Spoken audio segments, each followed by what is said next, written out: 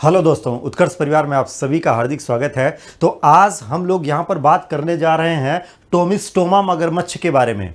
पिछले दिनों आपने देखा होगा, इसको लेकर के काफ़ी चर्चा हो रही थी, खास करके दक्षिण पूर्वी एशिया के क्षेत्रों में। ये मगरमच्छ दोस्तों एकाएक चर्चा में आ गया इंडोनेशिया में। इंडोनेशिया में कुछ पर्यटकों के ऊपर इस मगरमच्छ ने अटैक किया।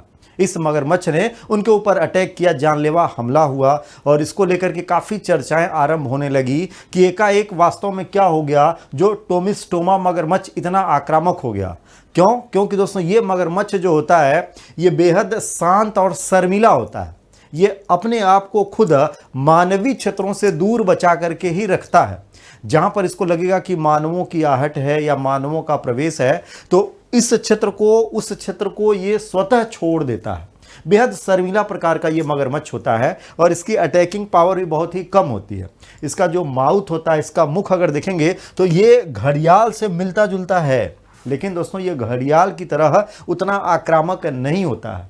लेकिन पिछले दिनों इसके स्वभाव में परिवर्तन आया। इसका माउथ भी अगर देखेंगे तो बहुत ज़्यादा नहीं ओपन होता है, बहुत थोड़ा सा ही इसका मुख ओपन होता है। लेकिन किसी को घायल करने के लिए, किसी को नुकसान पहुंचाने के लिए इतना ये पर्याप्त हो जाता है जिससे ये अपना शिकार भी कर सकता है।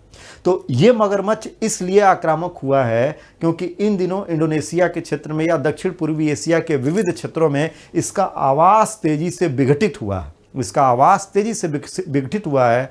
उन क्षेत्रों में मानवों ने अतिक्रमण किया है, चाहे वो अपने औद्योगिक कार्यों के लिए है, चाहे बागवानी के लिए, खास करके नारियल की खेती को लेकर के, या पर्यटकों का यहाँ पर अत्यधिक प्रवेश जो हुआ है, इन सब को लेकर के ये मगरमच्छ की प्रजातियां इन दिनों चर्चा में आई हैं। तो दक्षिण पूर्वी एशिया के क्षेत्र में ये प्रमुख रूप से पाया जाने वाला मगरमच्छ है और इस क्षेत्र की इसको मूल प्रजाति के रूप में रखते हैं। यानी इसको अगर देखा जाए तो ये दक्षिण पूर्वी एशिया में ही प्रमुख रूप से पाया जाता है।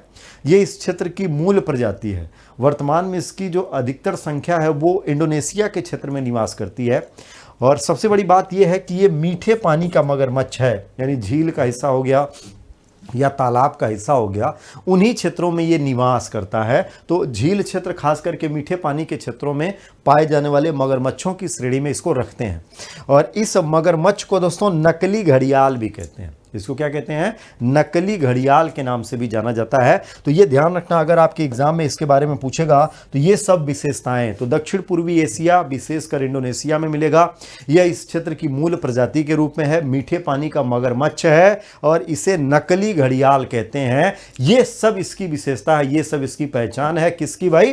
तो ये टोमिस्टोमा मगरमच्छ। इतना आप सभी को ध्यान रखना। और जैसा कि शुरुआत में हमने आपको बताया कि ये बेहद शांत शर्मीला स्वभाव का ये मगरमच्छ है, ये इसकी एक विशेष अलग प्रकार की पहचान है। लेकिन इन दिनों ये भी क्या है भाई? आक्रामक मूड में है, क्योंकि इसका आवास हुआ है विघटित। तो दक्षिण पूर्वी एशिया समूचे पूरी दुनिया में इसकी हो रही है चर्चा, जो कि आप सबके लिए बनेगा इंपॉर्टेंस।